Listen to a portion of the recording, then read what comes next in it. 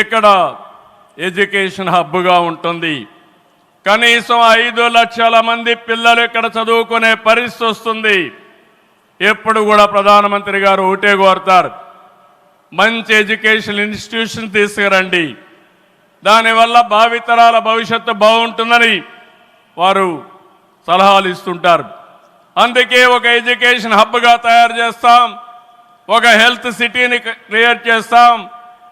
వారు సూచించిన విధంగా జపాన్ మియావాకి తరహాలో రాజధాని మొత్తం ఆహ్లాదకరమైన పచ్చదనానికి శ్రీకారం చుడతామని చెప్పి కూడా నేను మీకు తెలియజేస్తున్నా. ఏ నగరంలో కూడా ఉండవు, అన్ని యుటిలిటీస్ కూడా డక్ట్లోనే తీసుకొస్తాం. గ్రీన్ ఎనర్జీతో పొల్యూషన్ లేకుండా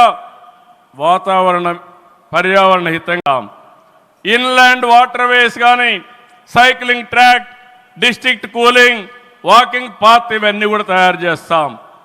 ఇప్పటికే కొన్ని ఇన్స్టిట్యూషన్స్ ఉన్నాయి.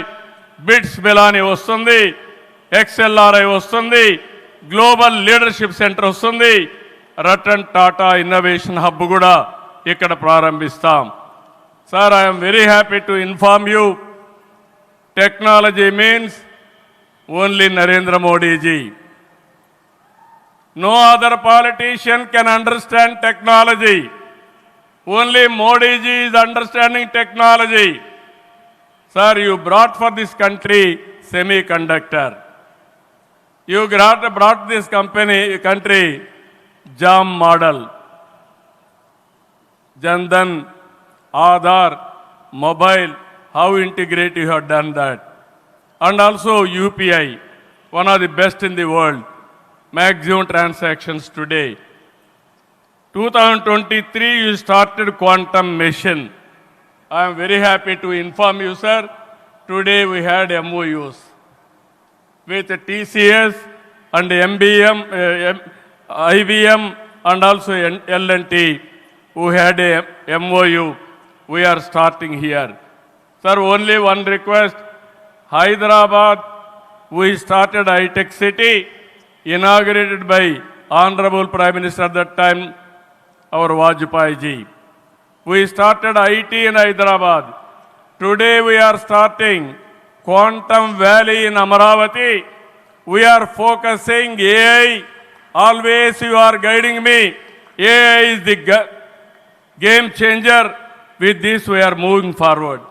Sir, I am confident your name and also Amaravati will be remembered forever with this nation. I am very confident about it, sir. I need your blessings, sir. ఒక అమరావతిని అభివృద్ధి చేయడమే కాదు, 26 జిల్లాలను అభివృద్ధి చేస్తాం. 14-19లో అన్ని ఎడ్యుకేషన్ ఇన్స్టిట్యూషన్స్ వస్తే అన్ని ప్రాంతాల్లో కూడా పెట్టాం. కేంద్ర సహకారంతో 2027కి పోలవరం పూర్తవుతుంది. ప్రధానమంత్రి గారు సూచనిచ్చే విధానం ప్రకారం రాష్ట్రంలో నదుల అనుసంధానం కూడా పూర్తి చేస్తాం. ఇది కాకుండా భోగాపురం ఎయిర్పోర్టు నెక్స్ట్ ఇయర్కు పూర్తి చేస్తాం. విశాఖపట్నం స్టీల్ని మళ్ళీ ఆంధ్రుల ఆత్మాభిమానాన్ని నిలబెట్టే విధంగా 11,440 కోట్ల రూపాయల ప్యాకేజ్ ఇచ్చారు. దానికి మనస్ఫూర్తిగా ధన్యవాదాలు. విశాఖపట్నం రైల్వే జోన్ వచ్చింది, దానికి కూడా కేంద్రానికి అభినందనలు. గూగుల్, TCS వస్తూ ఉన్నాయి. 1,43,000 కోట్లతో ఆర్సిలార్ మిత్తల్ స్టీల్ ప్లాంట్ పెడుతున్నాడు. దానికి అడ్డంకులుంటే అవన్నీ తొలగించారు, పూర్తిగా సహకరించారు. దీనికి మనస్ఫూర్తిగా ధన్యవాదాలు సార్. వెనుకబడిన రాయలసీమ పైన ఎక్కువ ఫోకస్ పెట్టాం. హార్టికల్చర్ హబ్గా తయారు చేస్తాం. సీమలో డిఫెన్స్ సంస్థలు, హైకోర్టు ఏర్పాటు చేయడానికి, హైకోర్టు బెంచ్ ఏర్పాటు చేయడానికి అన్ని ప్రయత్నాలు చేస్తున్నాం. లేపాక్షి ఓర్వకల్ కారిడార్లో aerospace, automobile, drone city, green energy ప్రాజెక్టులు తీసుకొస్తాం.